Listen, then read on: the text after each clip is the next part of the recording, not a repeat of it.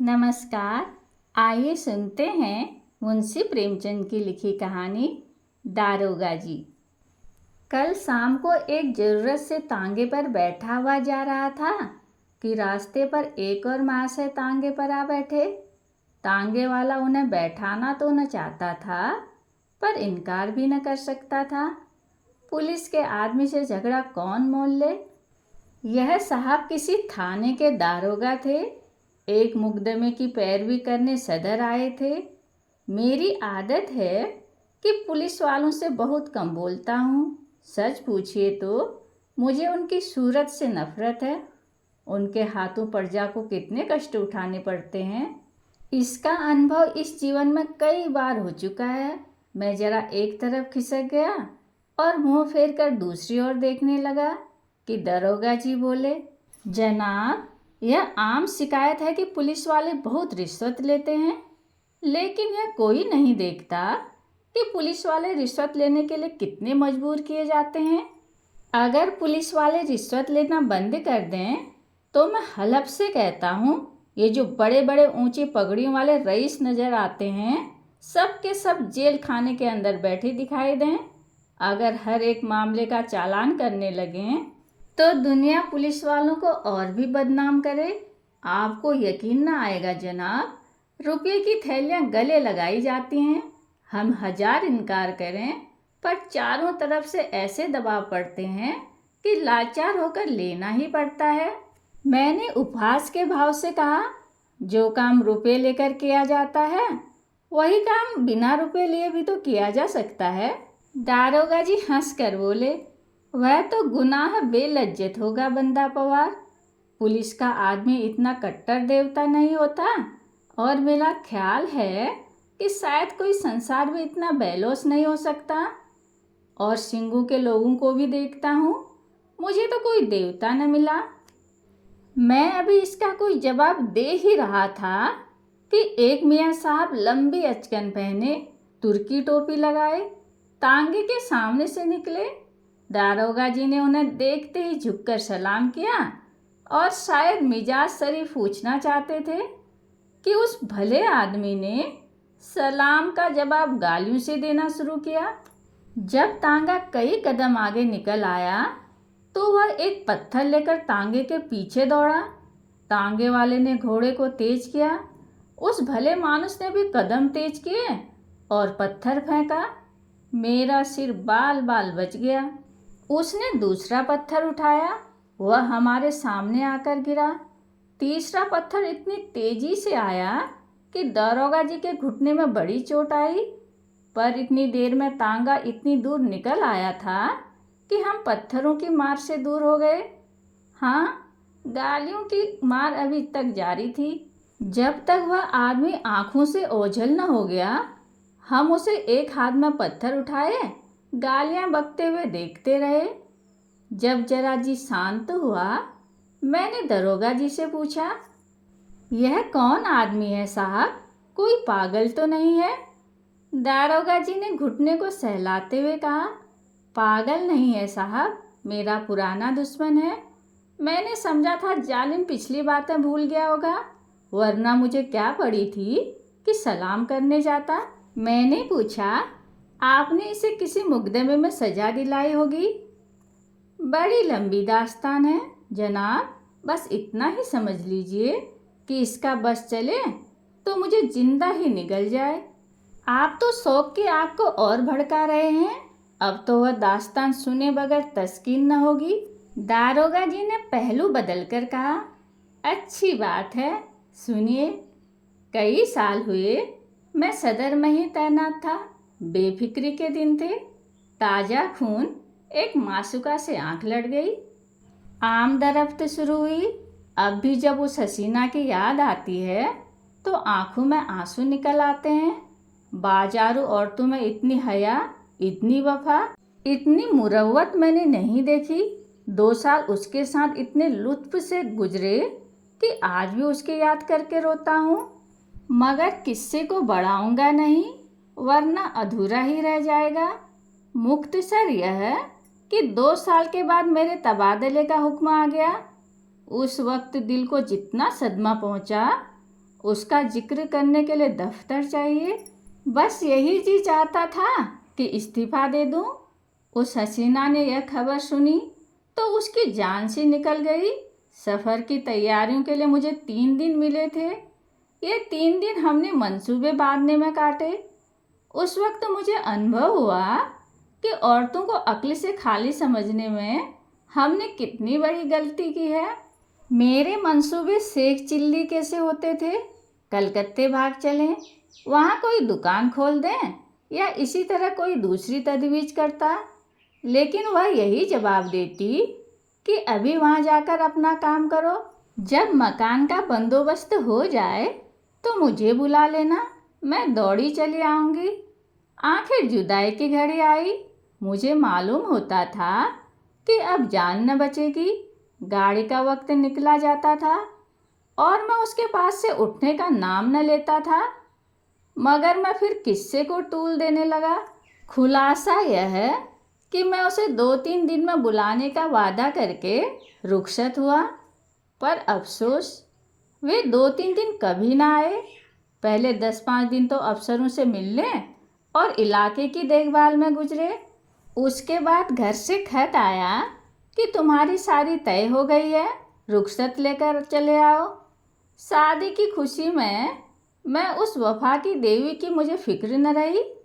शादी करके महीने भर बाद लौटा तो बीवी साथ थी, रही सही याद भी जाती रही। उसने 1 महीने के बाद एक खत भेजा, पर मैंने उसका जवाब न दिया। डरता था कि कहीं एक दिन वह आकर सिर पर सवार न हो जाए, फिर बीवी को मुंह दिखाने लायक भी न रह जाऊं।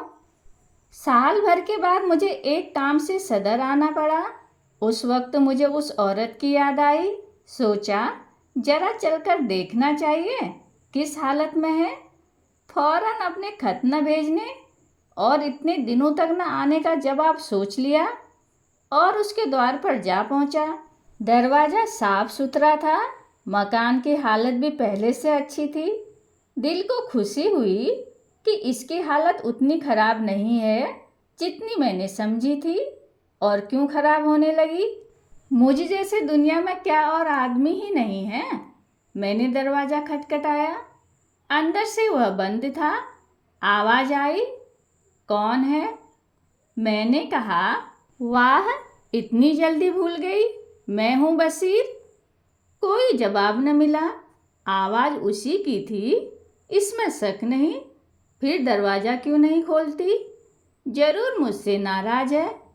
मैंने फिर किवाड़ खटखटाए और लगा अपनी मुसीबतों का किस्सा सुनाने।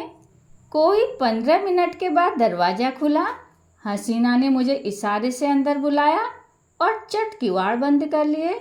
मैंने कहा, मैं तुमसे मुआफ़ी मांगने आया हूँ। यहाँ से जाकर मैं बड़ी मुश्किल में फंस गया। इलाका इतना खराब है कि दम मारने की मोहलत नहीं मिलती।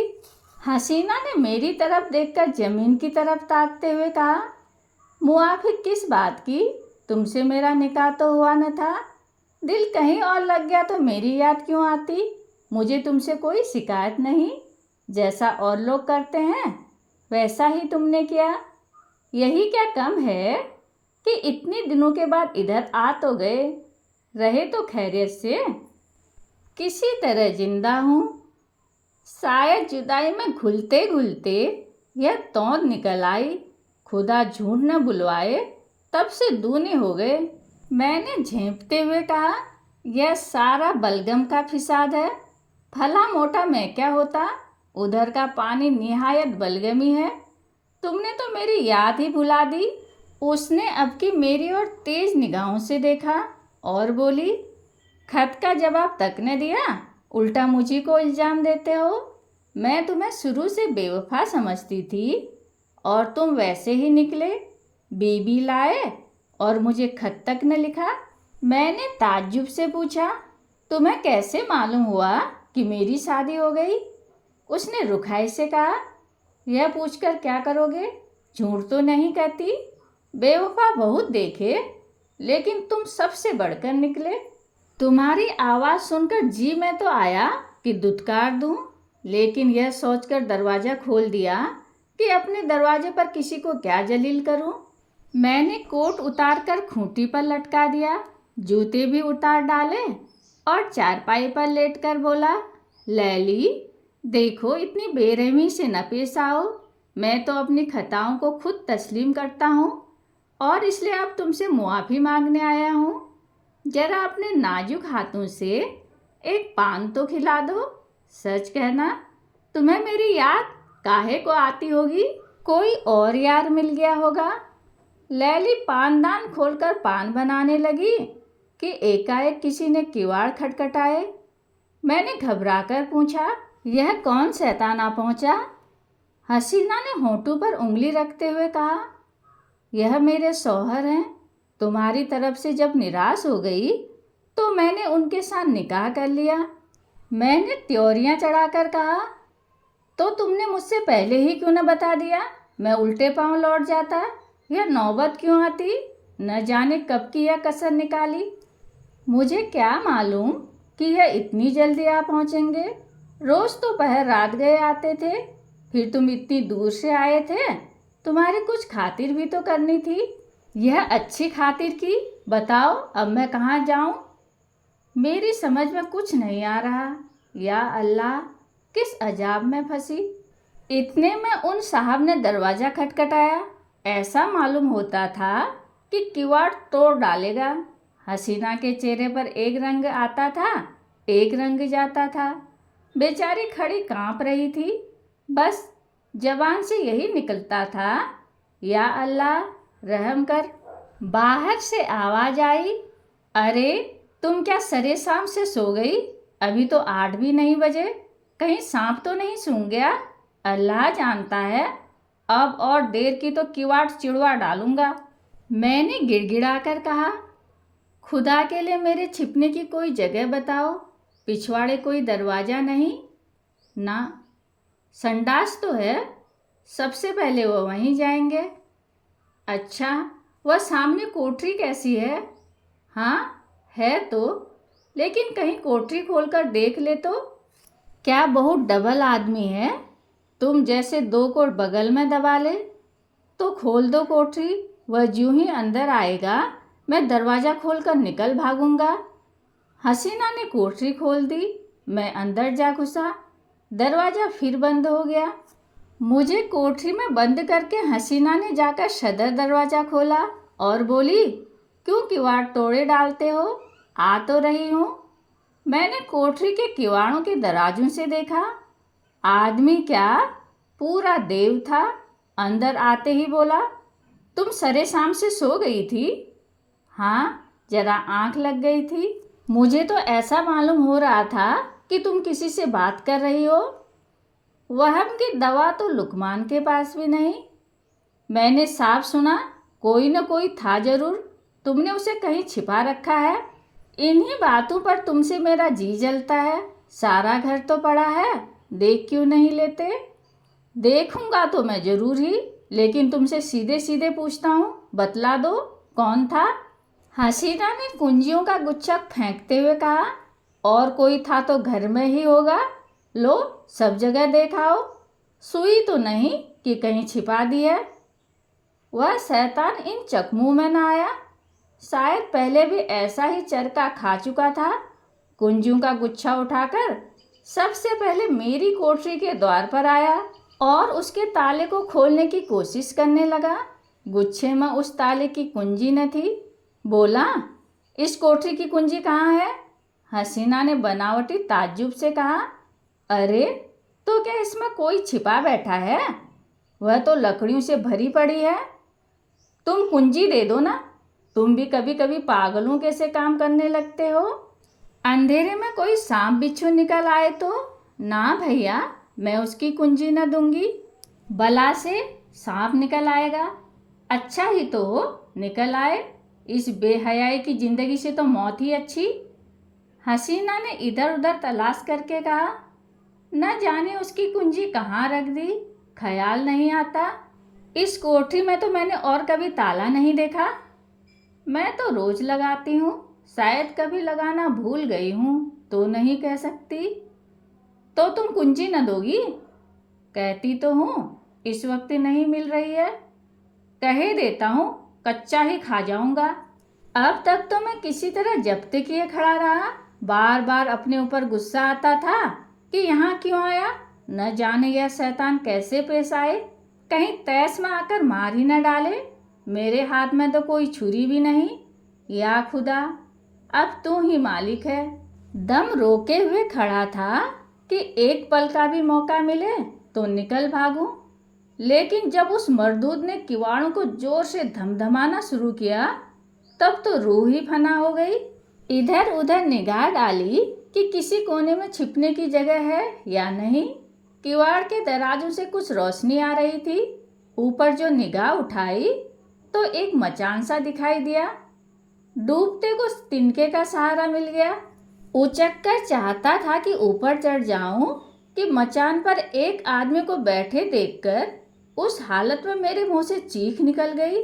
यह हजरत अचकन पहने, घड़ी लगाए, एक खूबसूरत साफा बांध उकड़ू बैठे हुए थे। अब मुझे मालूम हुआ कि मेरे लिए दरवाज़ा खोलने में हसीना ने इतनी देर क्यों की थी। अभी इनको देख ही रहा था कि दरवाजे पर मूसल की चोटें पड़ने लगी। मामूली किवाड़ तो थे ही, 3-4 चोटों में दोनों किवाड़ नीचे आ रहे और वह मर्दूद लालटेन लिए कमरे में घुसा। उस वक्त मेरी क्या हालत थी इसका अंदाज आप खुद लगा सकते हैं।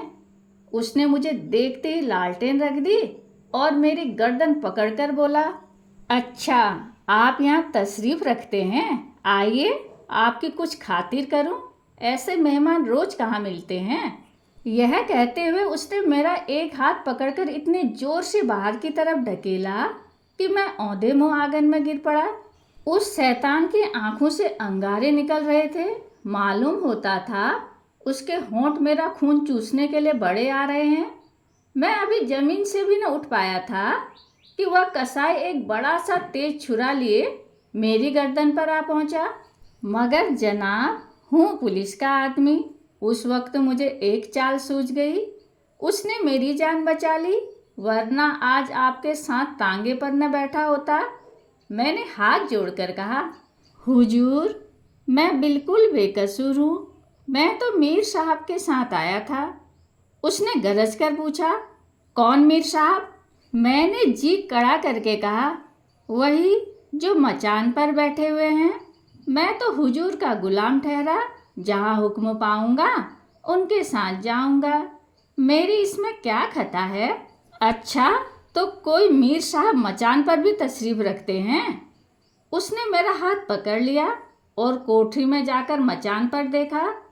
वह हजरत सिमटे सिमटाए भीगी बिल्ली बने बैठे थे।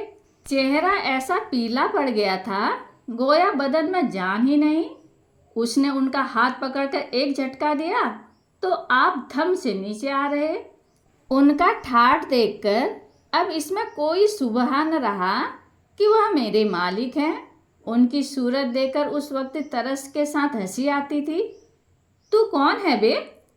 जी मैं मेरा मकान, यह आदमी झूठा है, यह मेरा नौकर नहीं है। तू यहाँ क्या करने आया था? मुझे यही बदमाश मेरी तरफ देखकर धोखा देकर लाया था। यह क्यों नहीं कहता कि मजे उड़ाने आया था? दूसरों पर इल्जाम रखकर अपनी जान बचाना चाहता है सुअर।